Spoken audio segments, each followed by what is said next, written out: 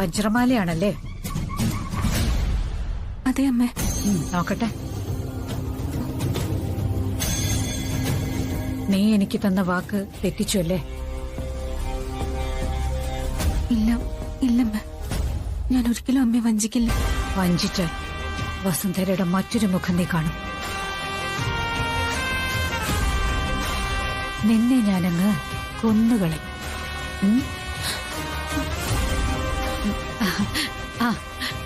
മാല കൊള്ളാം കേട്ടോ. സിംഗപ്പൂർ തന്നെ ഫിക്സ് ചെയ്യല്ലേ? Singapore fix. അപ്പൊ സിംഗപ്പൂർ തന്നെ വരട്ടെ ഏട്ടാ, ഞാൻ പറയാം. നീ പെട്ടെന്ന് അമ്മ ആ മാല ചോദിക്കേ. പോവാ.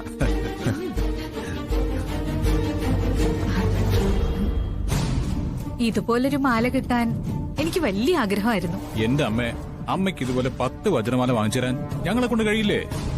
അതല്ലടാ, ഇതുപോലെ ലക്ഷണമൊത്ത മാല കിട്ടണം. ഈ മാല എന്തായാലും ശ്യാമയുടെ കഴുത്തിന് നല്ല ചേർച്ചയാ. അതെ അമ്മേ, ശ്യാമയ്ക്കിത് നന്നായിട്ട് ചേരുന്നുണ്ട്. പിന്നെ ഇങ്ങിരുന്ന് മുറിലോട്ട് വരട്ടെ, ശരിയാക്കി തരാം ഞാൻ. എനിക്ക് എന്താണെന്ന് അറിയില്ല, ചില ആഭരണങ്ങൾ കണ്ട ഇങ്ങനെ മോഹം തോന്നും.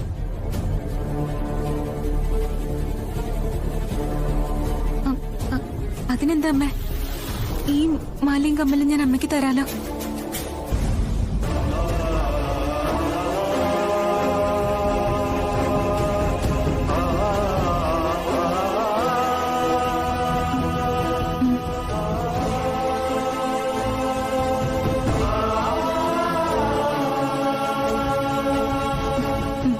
അമ്മേ,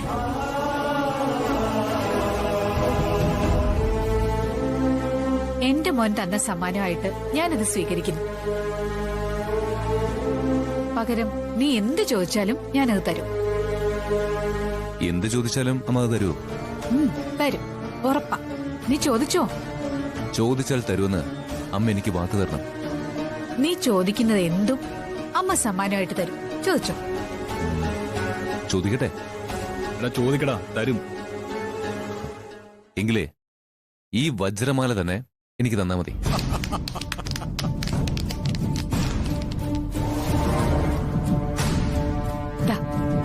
പിടിച്ചോ. അമ്മയുടെ ആഗ്രഹത്തിന് എന്ത് വില അല്ലേ? എന്റെ അമ്മ മേടയിൽ കോലത്ത് വസുന്ധരാദേവിയാ. സംസ്കാരമുള്ള കുടുംബിനിയാ. മകൻ മകന്റെ ഭാര്യയ്ക്ക് കൊടുത്തത് തിരിച്ചു മേടിക്കാൻ പാടില്ല.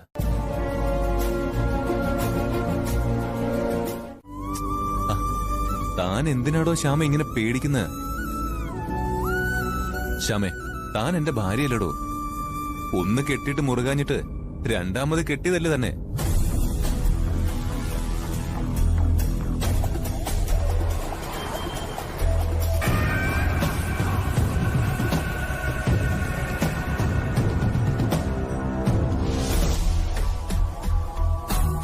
തന്റെ മനസ്സിൽ ചില പ്രശ്നങ്ങൾ കിടപ്പുണ്ട്. നമ്മളിങ്ങനെ കറങ്ങി നടന്നാൽ എന്റെ അമ്മ എന്ത് പറയുന്നുള്ളൊരു പേടി. ഞാൻ തന്റെ അർഹതപ്പെട്ട ഭർത്താവാ. തനിക്ക് എന്റെ മേൽ അവകാശവും അധികാരവും ഒക്കെ ഉണ്ട്. അതൊക്കെ മനസ്സിൽ ഉറപ്പിക്കുക. അപ്പോ ഈ പേടിയൊക്കെ പോവും.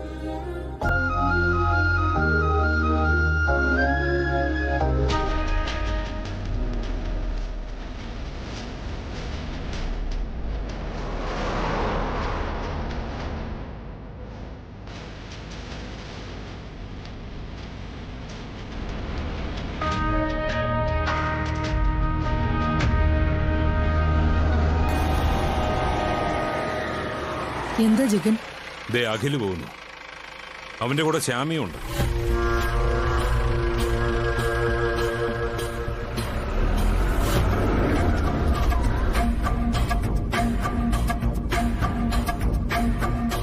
ജഗൻ വേണ്ട, ഞാൻ പറയുന്നൊന്ന് കേക്ക്. ജഗൻ, ഇത് പബ്ലിക് പ്ലേസ് ആണ്. ഒരു ഇഷ്യൂ ഉണ്ടായാൽ അതൊക്കെ വലിയ പ്രശ്നമാവും. എന്ത് പ്രശ്നം ഉണ്ടായാലും ശരി, ആ രണ്ടെണ്ണത്തിനെ തട്ടിയിട്ട് സെൻട്രൽ ജയിലിൽ പോയാലും വേണ്ടില്ല. ജഗൻ വേണ്ട, ഞാൻ പറയണൊന്ന് കേക്ക്. നമുക്ക് പോവാം, വണ്ടി തിരികെ. ഇല്ല മായേ, എനിക്കിനി സഹിക്കാൻ വയ്യ. അവന്റെ ഈ ജയം കണ്ട് ഒരു നിമിഷം പോലും എനിക്ക് ജീവിക്കാൻ സാധ്യമല്ല.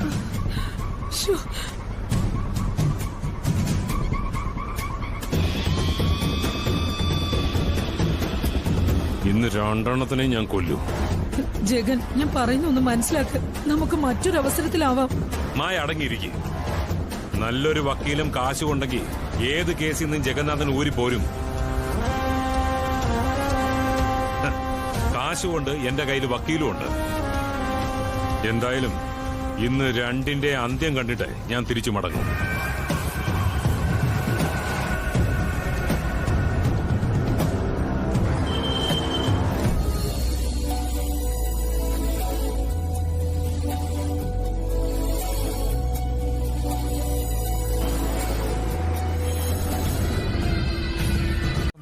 Just for romance. റൊമാൻസോ? ആ, റൊമാൻസ് അല്ലേ പലപ്പോഴും ലൈഫ്. നോക്കിയേ, എന്താ ഒരു ഭംഗിയല്ലേ. കണ്ടോ ആഴക്കടലിൽ തിരയിരമ്പുന്ന കണ്ടോ? അത് കരയോടുള്ള പ്രണയം കൊണ്ടാ. കാറ്റിലാടുന്ന തെങ്ങോലകൾ കണ്ടോ? അതെ, പ്രേമഗാനം പാടുന്നതാ. സാറിന് ഇത് എന്ത് പറ്റി? എനിക്ക് കൈവന്നതല്ലേ അത്ഭുതം. ഞാനല്ലേ ഈ ലോകത്തിലെ ഏറ്റവും വലിയ ഭാഗ്യവാൻ. ഞാൻ വളരെ ഇഷ്ടപ്പെടുന്ന പെണ്ണിനെ 2 പ്രാവശ്യം താലി കെട്ടാൻ പറ്റിയില്ലേ? ആ ഭാഗ്യം ആർക്ക് കിട്ടും? ഒരു പെണ്ണിനെ 2 പ്രാവശ്യം കെട്ടിയ ഒരേ ഒരാൾ ഈ ലോകത്ത് ഞാൻ മാത്രമേ കാണൂ. ഇതാണ് പ്രണയം. നമ്മുടേതാണ് സാക്ഷാൽ പ്രണയം.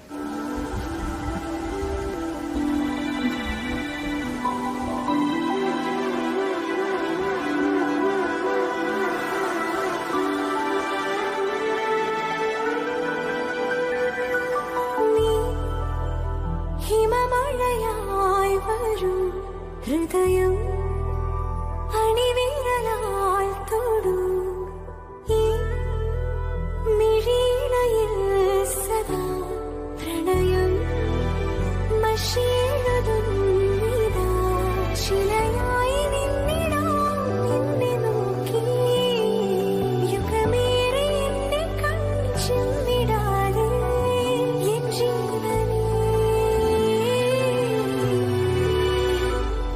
അകമേ വാനവില്ലിനേഴുവർണ്ണമായി ദിനമേ പൂവിടുന്നു നിൻ മുഖം. അകലെ മാഞ്ഞിടാതെ ചേർന്നിതെന്നിൽ നീ എന്നോമലേ. നീ ഹിമമഴയായി വരൂ ഹൃദയം. അമ്മ, എന്താ അമ്മ പുറത്തൊക്കെ പോയി നോക്കുന്നത്? അഖിയെ ഇതുവരെ കണ്ടില്ലല്ലോ മോളെ. അഖിയുടെ കൂടെ അവളില്ലേ? അവൾ അവനെ വിടുവോ? ഉടുമ്പ് പിടിക്കും പോലെ പിടികൂടിയിരിക്കല്ലേ? അവൾ അമ്മയുടെ മുമ്പിൽ ഒരു പഞ്ചപാവായിട്ട് നിൽക്കുക. അമ്മയുടെ മുമ്പിലല്ലാതെ അവന് ഒറ്റയ്ക്ക് കിട്ടിയ അവൾ ആള് വേറെയാ. അമ്മയ്ക്കെതിരെ അവൾ എന്തെല്ലാം പറഞ്ഞു കൊടുത്തിരിക്കുന്നു, ഇനി എന്തെല്ലാം പറഞ്ഞു കൊടുക്കാൻ കിടക്കുന്നു. അവള് പറഞ്ഞു കൊടുക്കുന്നത് കേൾക്കാൻ എന്റെ മോൻ നിന്നു കൊടുത്തിട്ടല്ലേ മോളെ? നിന്ന് കൊടുത്തില്ലെങ്കിലും അവള് നിർത്തും. അതാണ് ശ്യാമ. അവളൊരു ദുർമന്ത്രവാദിനിയാണെന്നാ എനിക്ക് തോന്നുന്നത്. ആക്കി അവള് വരച്ച വരയിൽ കിടന്ന് വട്ടം കറങ്ങുക. രണ്ടാമത്തെ കെട്ടും കൂടെ കെട്ടിക്കഴിഞ്ഞപ്പോ അതിത്തിരി കൂടുതലാമ്മ. ഇന്ന് എപ്പോഴായാലും അവളെയും കൂട്ടി അവൻ ഇങ്ങോട്ട് വരുമല്ലോ. വരട്ടെ. അവനെ ഞാൻ പെറ്റു വളർത്തിയതാണെങ്കിൽ ഇന്ന് രണ്ടിലൊരു തീരുമാനം ഉണ്ടാക്കും. നിങ്ങളെ കൊണ്ട് ഒന്നിനും കൊള്ളില്ല. വെറുതെ വളവളാന്നും പറഞ്ഞ് നാക്കിട്ട് അലയ്ക്കുന്നതല്ലാതെ. അല്ലെങ്കിൽ അവൾക്ക് വിഷം കൊടുത്ത് കൊല്ലായിരുന്നല്ലോ.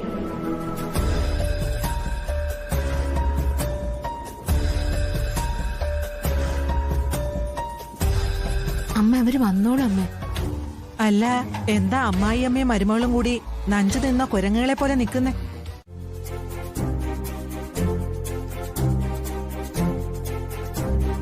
മോനെ, അമ്മയൊന്ന് തണുപ്പിക്കും.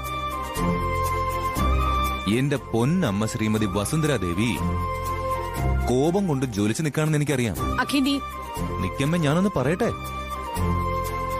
ഇത്രയും താമസത്തിന് ഞാനല്ല ഉത്തരവാദി. ദേ, ഈ നിൽക്കുന്ന അമ്മയുടെ ഇളയ മരുമകൾ ശ്യാമയാ.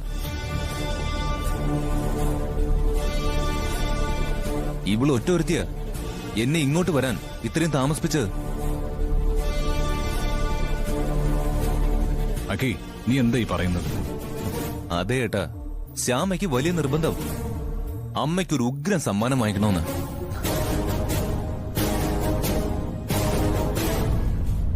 അത് വാങ്ങാൻ വേണ്ടി ഇത്രയും സമയം എടുത്തത്. ശ്യാമേ, അതിങ്ങടുത്തേ. മരുമക്കൾ ഉണ്ടാവുന്നെങ്കിലേ ദേ ഇങ്ങനത്തെ മരുമക്കൾ ഉണ്ടാവണം. പുണ്യം ചെയ്ത മഹതിയല്ലേ എന്റെ വസുന്ധര. കൊടുക്ക.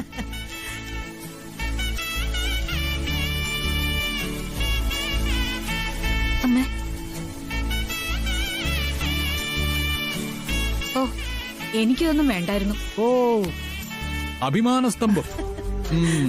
മേലേക്കോവിലകം. അതെ അതെ. ദേ ഏട്ടാ നോക്കിയേ, അമ്മയുടെ മുഖത്ത് ആ കള്ള ചിരി കണ്ടാലറിയാം. ദേ അങ്ങോട്ട് കൊടുക്ക് ശ്യാമേ. അമ്മേ, അമ്മയ്ക്ക് ഇതൊക്കെ വാങ്ങണമെന്ന് ഞാൻ പറഞ്ഞതേ ഉള്ളൂ. വാങ്ങിയത് അമ്മയുടെ മോൻ തന്നെയാ. ഇതൊക്കെ കണ്ടു നിന്നാലേ കലുകൊണ്ട് ഞാൻ പൊട്ടി തെറിച്ചു പോകും. വാങ്ങിക്കമ്മേ. ഓട്ടറാ. ഇത് ഞങ്ങൾക്ക് 2 വട്ടം താലി കെട്ടാൻ ഭാഗ്യം ലഭിച്ചതിന്റെ സന്തോഷത്തിന്. ചെല്ലടാ.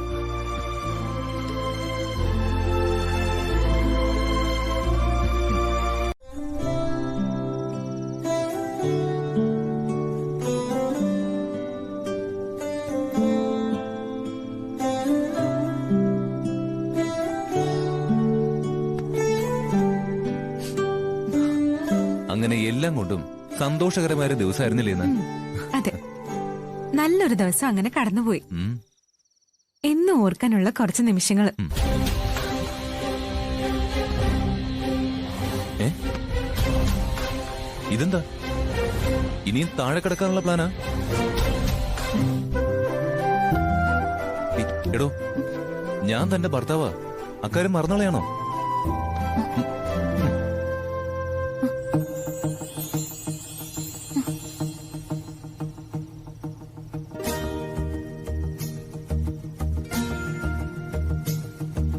ഇതെന്താടോ ഇത്? നാണമാണോ? ആണോ? എന്നാ ഇപ്പൊ മാറ്റിത്തരാം.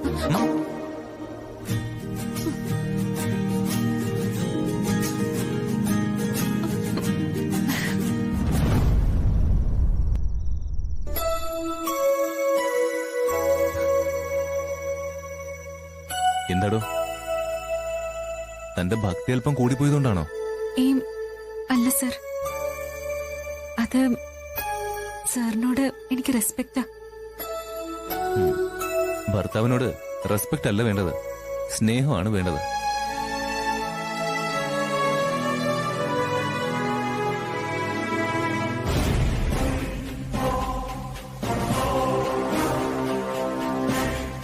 നിന്നെ ഞാൻ അക്കിയുടെ മുറിയിൽ കിടത്താം.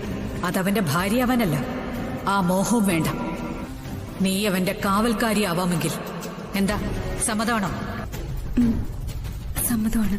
നീ എനിക്ക് സത്യം ചെയ്തു തരണം. നീ നിന്റെ കൃഷ്ണന്റെ പേര് ചൊല്ലി നിങ്ങൾ ഒരു തെറ്റും ചെയ്യില്ലെന്ന്.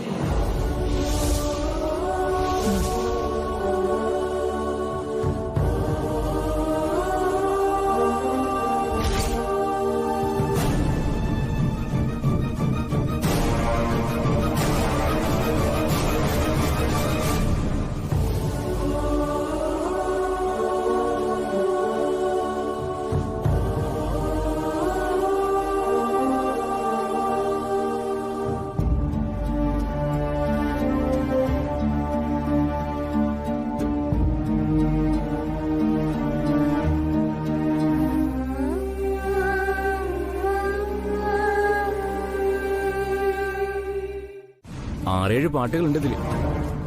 പാട്ടുകളെല്ലാം ഞാനും വിസ്മയം കൂടിയാ പാടുന്നത്.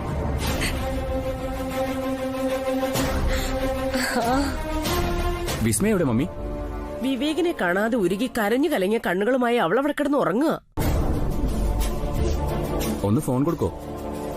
മോളെ, ദേ വിവേകം വിളിക്കുന്നു. ഒന്നിങ്ങോട്ട് എഴുന്നേറ്റ് വന്നേ. ദേ വരുന്നുണ്ട്, കൊടുക്കാം.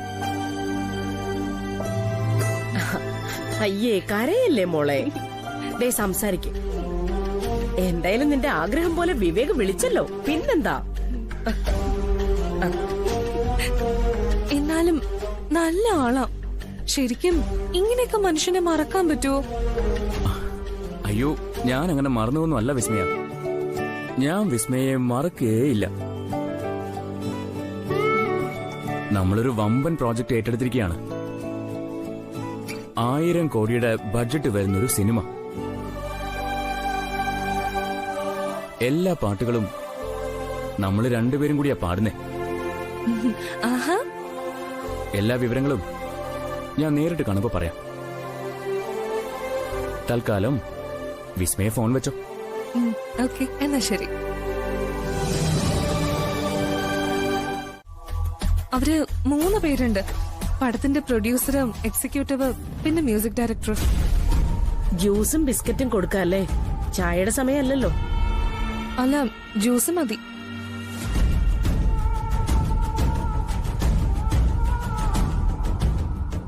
മോളെന്തിനാ ടെൻഷൻ അടിക്കുന്നേ? അതല്ല മമ്മി, അവരെനിക്ക് അഡ്വാൻസ് തരാൻ വേണ്ടി വരെയോ? അതില് സന്തോഷിക്കല്ലേ വേണ്ടത്. ആദ്യമായിട്ട് കിട്ടുന്ന ഒരു സിനിമ, അതും ചെറിയ സിനിമ വല്ലതുമാണോ? കോടികൾ ബഡ്ജറ്റിൽ എടുക്കുന്ന സിനിമ. ഇതൊരു ഭാഗ്യമായിട്ട് കരുതിയാ മതി മോളെ. മമ്മി, പാടേണ്ടത് ശ്യാമയാണ്. അതാ ഞാൻ ഇത്ര ടെൻഷൻ അടിക്കുന്നത്. അവളെ ഞാൻ എവിടേക്കാണെങ്കിലും വിളിച്ചു വരുത്തി വരച്ച വരയിൽ നിർത്തി പാടിക്കും.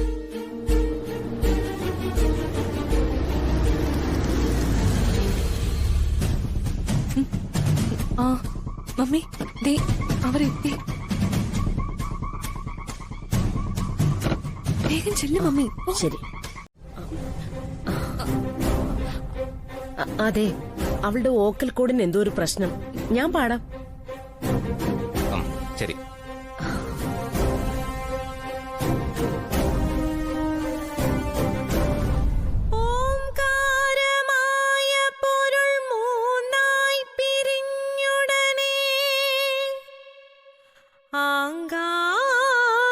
ആങ്കാരമായതിനു താൻ തന്നെ സാക്ഷി, അത് ബോധം വരുത്തുവതിനാളായി നിന്ന പരമാചാര്യരൂപ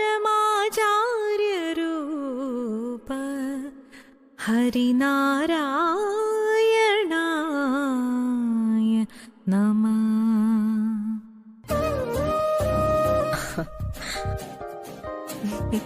മോളെ, ഐശ്വര്യമായിട്ട് വാങ്ങിക്കോളൂ.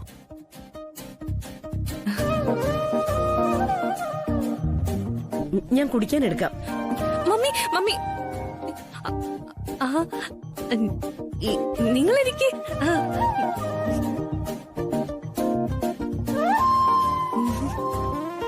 വിസ്മയ എവിടെയാ പാട്ട് പഠിച്ചത്? ഞാൻ സംഗീത കോളേജിലൊന്നും പോയിട്ടില്ല. മമ്മി പഠിപ്പിച്ചതാ. ഓ,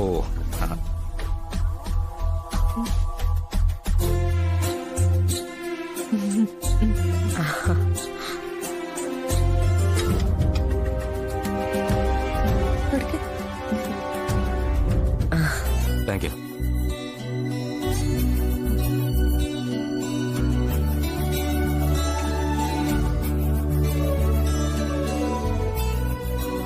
സർ, സോങ് റെക്കോർഡിംഗ് ഏത് സ്റ്റുഡിയോയിലാ? അത് ദേ മ്യൂസിക് ഡയറക്ടറുടെ സ്റ്റുഡിയോയിലാ. എന്റെ സ്റ്റുഡിയോ കേട്ടിട്ടില്ലേ? പല്ലവി.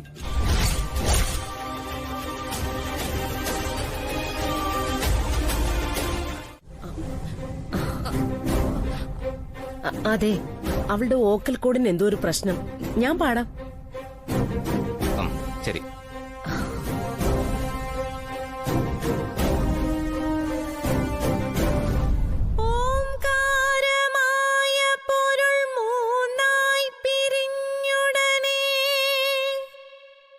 ആങ്കാരമായതിനു താൻ തന്നെ സാക്ഷി, അത് ബോധം വരുത്തുവതിനാളായി നിന്ന പരമാചാര്യരൂപ ഹരിനാരായണായ നമഃ.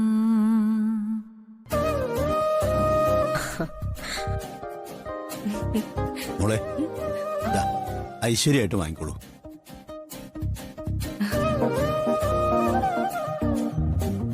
ഞാൻ കുടിക്കാൻ എടുക്കാം. മമ്മി മമ്മി നിങ്ങൾ എനിക്ക്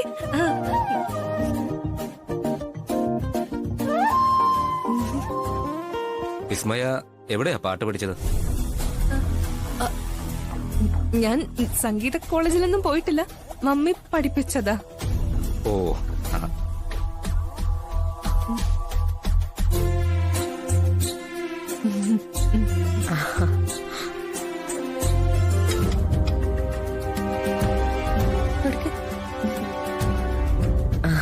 താങ്ക് യു.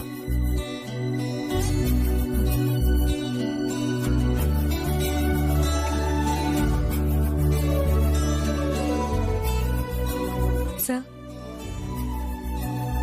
സോങ് റെക്കോർഡിംഗ് ഏത് സ്റ്റുഡിയോയിലാ? അത് ദേ മ്യൂസിക് ഡയറക്ടറുടെ സ്റ്റുഡിയോയിലാ. എന്റെ സ്റ്റുഡിയോ കേട്ടിട്ടില്ലേ? പല്ലവി.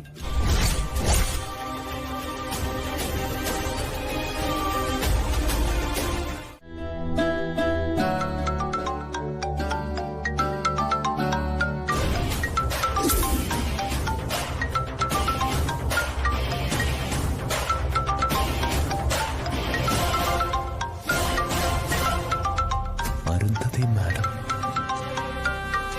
ഇവരെന്തിനാ ശ്യാമയെ വിളിക്കുന്നത്?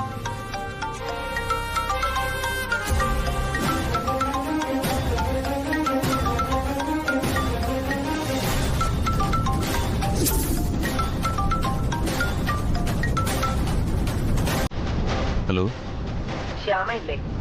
ആ ശ്യാമ വാഷ്റൂമിലാ. എന്താ വേണ്ടത്? ഞാൻ വെറുതെ വിളിച്ചതാ.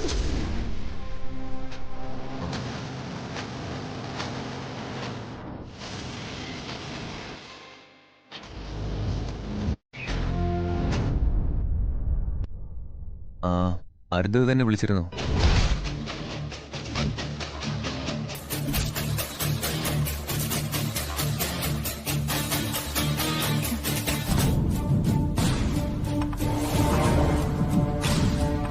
അല്ല, എന്തിനാ ഇനി അവർ തന്നെ വിളിക്കുന്നത്? എനിക്കറിയില്ല. അവരുമായിട്ട് എന്തെങ്കിലും ഏർപ്പാടുണ്ടോ? ഇല്ല സർ.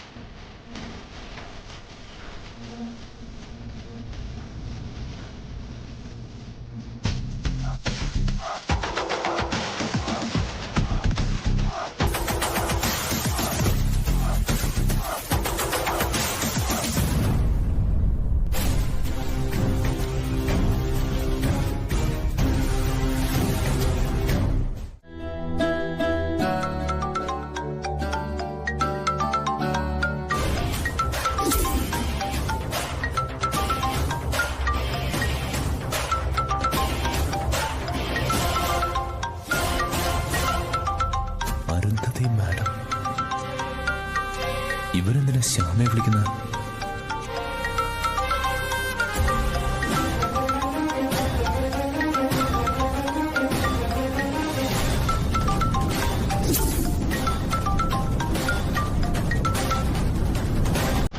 ഹലോ, ശ്യാമയില്ലേ? ആ ശ്യാമ വാഷ്റൂമിലാ. എന്താ വേണ്ടത്? ഞാൻ വെറുതെ വിളിച്ചതാ.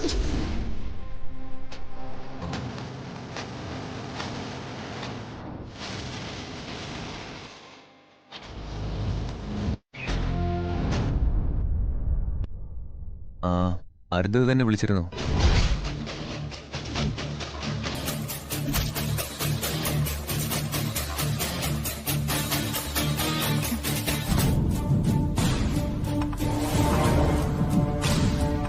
അല്ല, എന്തിനാ ഇനി അവര് തന്നെ വിളിക്കുന്നത്? എനിക്കറിയില്ല. അവരുമായിട്ട് എന്തെങ്കിലും ഏർപ്പാടുണ്ടോ? ഏയ് ഇല്ല സർ.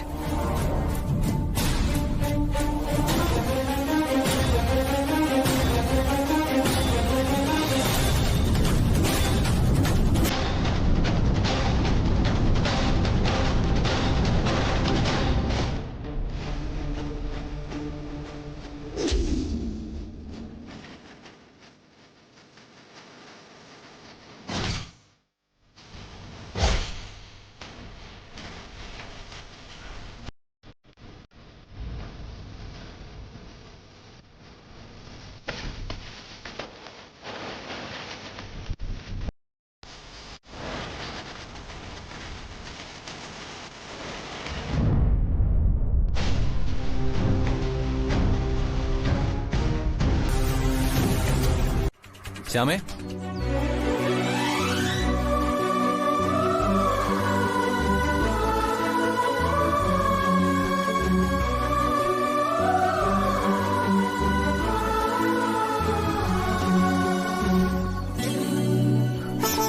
എന്താ സർ? താൻ ഇവിടെ വന്നു നിന്ന് സാരി ഉണക്കായിരുന്നോ? മഴവില്ലിനിടയിൽ നിൽക്കുന്ന പോലുണ്ട്. 7 നിറങ്ങൾക്കിടയിൽ എന്റെ ശ്യാമ. വാടോ, ഇറങ്ങി വാ. ഒരു 10 മിനിറ്റ് നേരത്തേക്ക് എനിക്ക് അഖിൽ സാറിന്റെ അടുത്തുനിന്ന് മാറാൻ പറ്റില്ലേ? പറ്റില്ല. പിരിഞ്ഞിരുന്ന സമയത്തെ കുറേയേറെ സ്നേഹം എനിക്ക് കിട്ടാനുണ്ട്.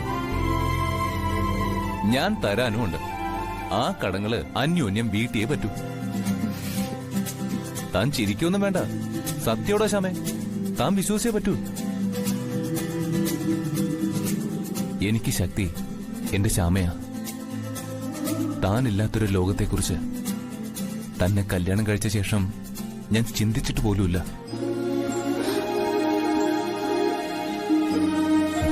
അന്ന് രാത്രി അരവിന്ദേട്ടന്റെ കൂട്ടുകാര് ആ അറ്റാക്ക് നടന്ന സമയത്ത് പറഞ്ഞ വാക്കുകൾ എന്നെ ചെറുതായിട്ട് തെറ്റിദ്ധരിപ്പിച്ചെന്നുള്ളത് സത്യം തന്നെയാ. ആ കാര്യം വെച്ച് എല്ലാവരും നമ്മൾ അകറ്റാൻ നോക്കിയപ്പോഴും ഞാൻ എന്റെ ശ്യാമയെ 1% പോലും സംശയിച്ചിട്ടില്ല. താൻ എന്നെ തേടി വരുമെന്ന് കരുതി ഫോൺ ചെയ്തിട്ട് പോലും താൻ എടുക്കാതെ വന്നപ്പോ ഞാൻ വല്ലാതെ വേദനിച്ചു ശ്യാമേ. പക്ഷേ തനിക്ക് എന്നോടുള്ള സ്നേഹവും എനിക്ക് തന്നോടുള്ള സ്നേഹവും ദൈവം തിരിച്ചറിഞ്ഞു. അങ്ങനെ ദൈവം പിന്നെ നമ്മളെ കൂട്ടിച്ചേർത്തു. തന്നെ ഞാൻ എത്രമാത്രം സ്നേഹിക്കുന്നുണ്ടെന്ന് തനിക്കറിയില്ല. അത് വിവരിക്കാൻ എനിക്ക് വാക്കുകളുമില്ല. എടോ, താൻ എന്റെ എല്ലാമാ. എല്ലാം.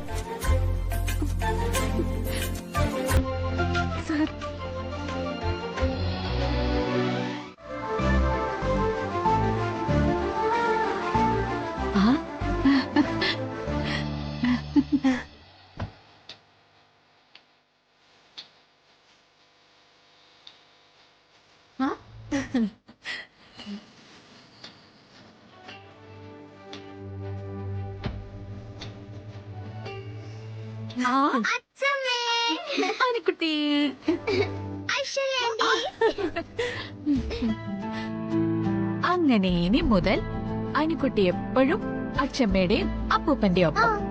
ഇനി ഇവിടത്തെ സ്കൂളിൽ തന്നെ പഠിക്കും. രാവിലെ ഇവിടുന്ന് പോകുന്നു, ക്ലാസ് കഴിഞ്ഞ് തിരികെ ഇങ്ങോട്ട് തന്നെ വരുന്നു. ചോദിക്കട്ടെ. അമൃതേ, ആദ്യം ഇവിടെ പോയി? ആദ്യേട്ടൻ അപ്പൊ തന്നെ ഓഫീസിൽ പോയി. അങ്ങനെ അച്ഛമ്മയുടെ മോളുടെ ബോർഡിംഗ് ലൈഫ് തൽക്കാലം അവസാനിച്ചിരിക്കുന്നു. പക്ഷേ അനിരുദ്ധ ബോർഡിങ്ങിൽ തന്നെ അല്ലേ അച്ഛമ്മേ? അത് കഷ്ടമായി പോയി. അവനെ കൂടി ഇങ്ങോട്ട് കൊണ്ടുവരേണ്ടതായിരുന്നു. അവൻ ഒരു കൊല്ലം കൂടി ബോർഡിങ്ങിൽ തന്നെ നിൽക്കട്ടെ. നമ്മൾ എല്ലാ വീക്കെൻഡിലും അവനെ പോയി കാണുന്നുണ്ടല്ലോ.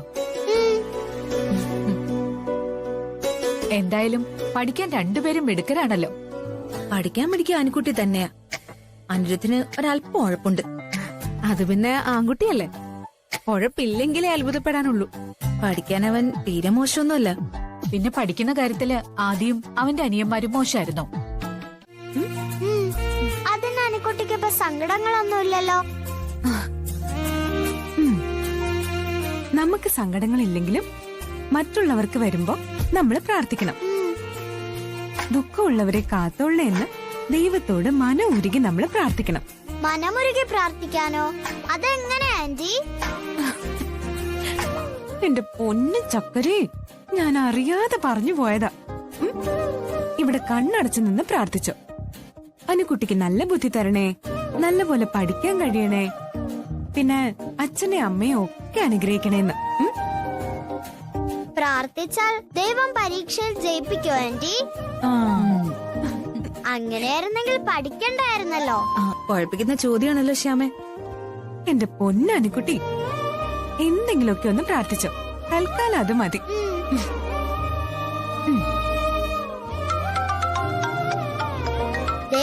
ശ്യാമാന്റിയുടെ മൊബൈല് റിങ് ചെയ്യുന്നു.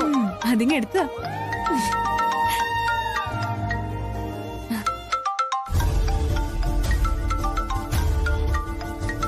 ആരാ ശ്യാമേ? അത് വീട്ടിൽ നിന്ന് അച്ഛനാ.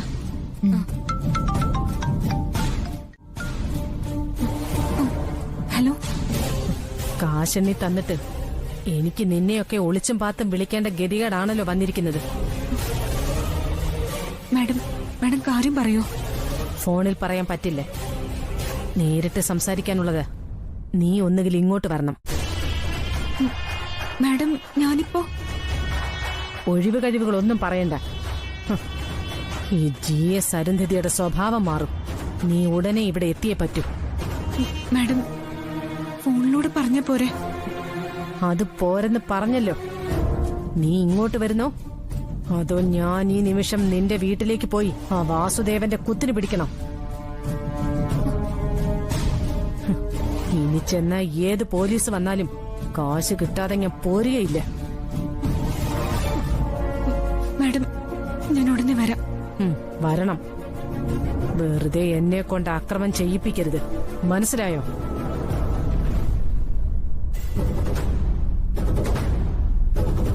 എന്താ ശ്യാമേ, എന്തു പറ്റി?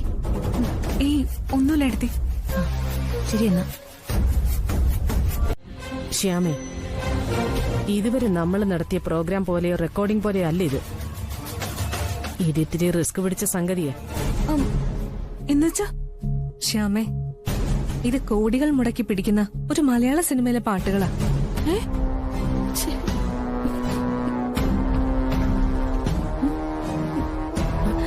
ഏയ്, കോടികളെന്നൊക്കെ ആ നിർമ്മാതാവ് വെറുതെ തള്ളുന്നതാ.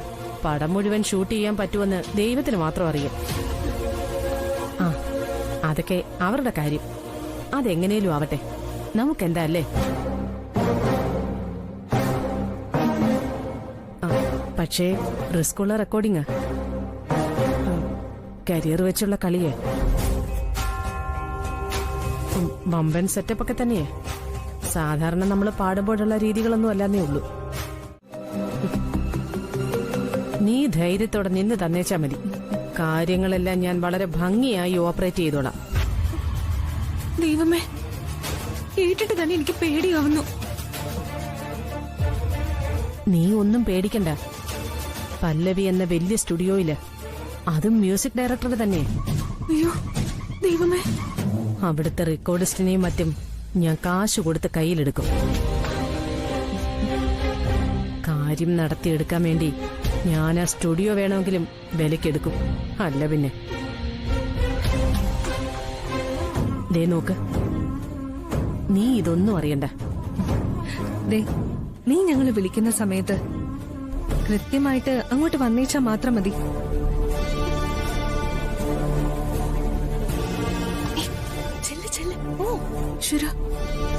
അതെ, ഇത്രയും കാര്യം മുഖത്ത് നോക്കി പറയാനാ ഇങ്ങോട്ട് വിളിപ്പിച്ചത്. ഇനി നീ പോയിക്കോ.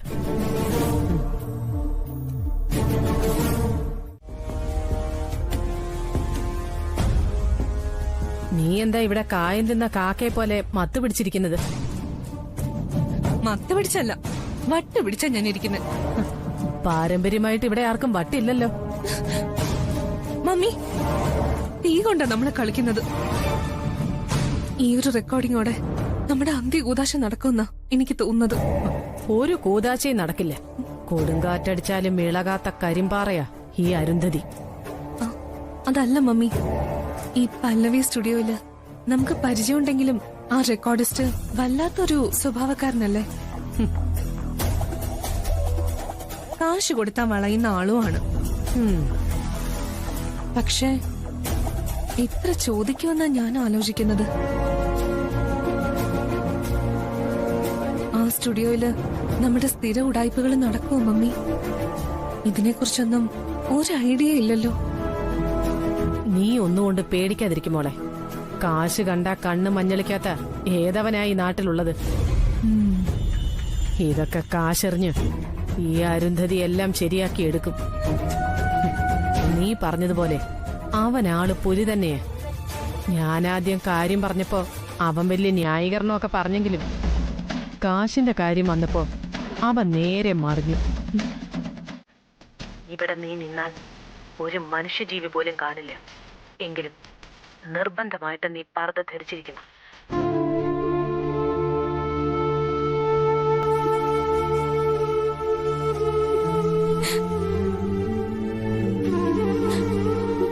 എന്റെ ഭഗവാനെ, എന്റെ കൃഷ്ണ, എനിക്ക് എന്തെന്നില്ലാത്ത പേടി തോന്നുന്നു. ആദ്യമായിട്ടാ എനിക്കിങ്ങനെ പേടി തോന്നുന്നു. എന്താണെന്ന് എനിക്കറിയില്ല. എന്നത്തേതും പോലെ ഈ കാര്യത്തിൽ നീ എന്നെ കാത്തോളണേ കൃഷ്ണ.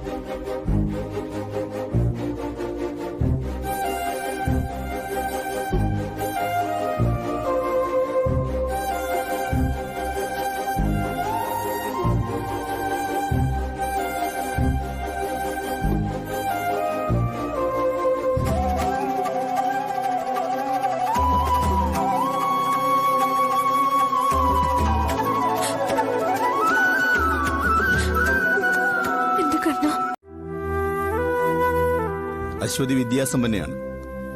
അറിവും സംസ്കാരവും ഉണ്ട്. ചെയ്യാത്ത കുറ്റത്തിനാണ് നിങ്ങളുടെ ജയിൽ കിടന്നതെന്ന് വ്യക്തമായും എനിക്കറിയാം. എന്തു ചെയ്യാം? കോടതിയിൽ തെളിവുകളെല്ലാം അശ്വതിക്കെതിരായിരുന്നു. ഇനിയെല്ലാം ഒന്നിൽ നിന്ന് തുടങ്ങണം സർ. തുടങ്ങണം. ഒരു പുതിയ ജീവിതം ആരംഭിക്കണം. ഒരു പേക്കിനാവ് കണ്ടുണർന്നു എന്നങ്ങ് കരുതുക. ശരി സർ. ഇതൊക്കെ ഓരോ അനുഭവ പാഠങ്ങളാണെന്നും കരുതിയാൽ മതി. അനുഭവങ്ങളാണ് മനുഷ്യരെ തേച്ചുമിനുക്കി തിളക്കമുള്ളവരാക്കി മാറ്റുന്നത്.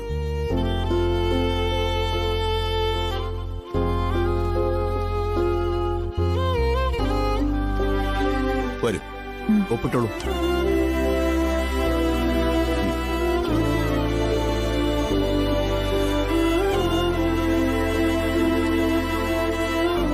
മറ്റു പ്രൊസീജിയറൊക്കെ ജൂനിയർ സൂപ്രണ്ടിന്റെ അടുത്ത് കഴിഞ്ഞല്ലേ? അതെ സർ. ഡ്രസ്സും കുറച്ച് പൈസയൊക്കെ തന്നു സർ. ഓക്കെ, അപ്പൊ ഇനി അശ്വതിക്ക് പോവാം. Thank you sir. അശ്വതിക്ക് എന്റെ എല്ലാവിധ ആശംസകളും.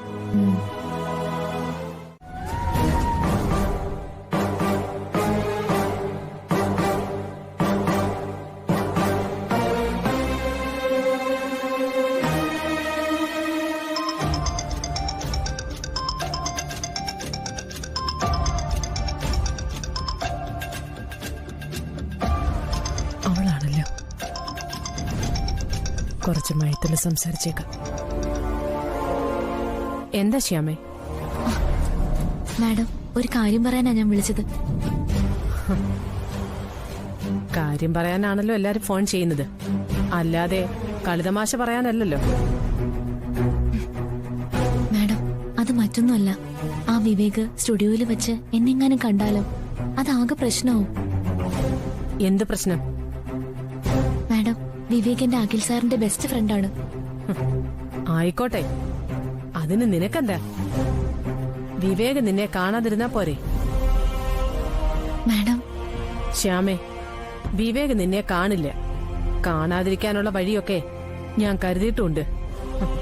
ഞാൻ ആരാണെന്ന് നിനക്കറിയോ? മാഡം, എന്നാലും നീ ഒരു കാര്യം ഓർത്തും വിഷമിക്കണ്ട. ധൈര്യത്തോടെ അങ്ങോട്ട് വന്നേച്ചാ മതി.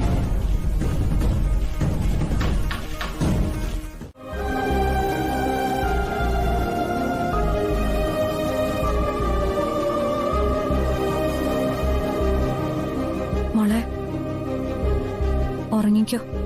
നേരെ ഒത്തിരി ആയില്ലേ? അമ്മേ, അമ്മ വന്ന സന്തോഷം കൊണ്ടാ ഉറക്കം വരുന്നില്ല. അങ്ങനെയൊക്കെ പറഞ്ഞാ പറ്റുമോ പൊന്നെ? ഉറങ്ങണ്ടേ? ഉറക്കം വരണ്ടേ അമ്മേ? കഥ പറഞ്ഞു തരണോ? വേണ്ട. ഉറങ്ങാൻ പാട്ട് പാടി തന്നാലോ? അതും വേണ്ട. എന്ന് എന്റെ പൊന്ന് ഉറങ്ങിക്കോ. അമ്മേ. എന്താ മോളെ? അമ്മ ഇത്ര നാൾ എവിടെയായിരുന്നു?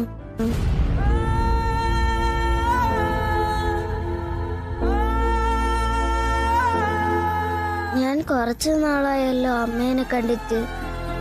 രാത്രിയാവുമ്പോ അമ്മയുടെ ഫോട്ടോയും കെട്ടിപ്പിടിച്ച ഞാൻ ഉറങ്ങിയിരുന്നത്.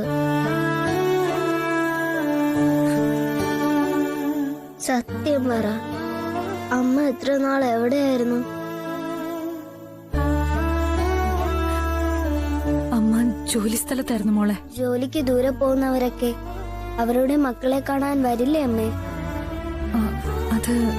അത് പിന്നെ അമ്മയുടെ ജോലി കേരളത്തിലല്ലായിരുന്നല്ലോ മോളെ, അതുകൊണ്ടാ. ഇനി എന്റെ മോൾ ഉറങ്ങിക്കോ. അമ്മേ, ഒരു കാര്യം കൂടി ചോദിച്ചോട്ടെ? എന്താ മോളെ? എന്റെ അച്ഛൻ എവിടെയാ അമ്മേ? അച്ഛനെ ഞാൻ ഇതുവരെ കണ്ടിട്ടില്ലല്ലോ അമ്മേ. അച്ഛനങ്ങ് ദുബായിലാ മോളെ. ഒരു ദിവസം വരും എന്റെ മോളെ കാണാൻ.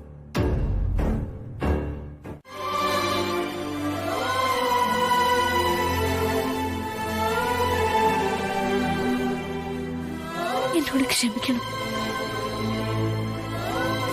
സാറിന്റെ ദൈവമാണ്. ഒരു കള്ളം ഞാൻ സാറിനോട് പറഞ്ഞിട്ടുണ്ട്. നിർവാഹമില്ലാതെ പറഞ്ഞു പോകുന്നതാ.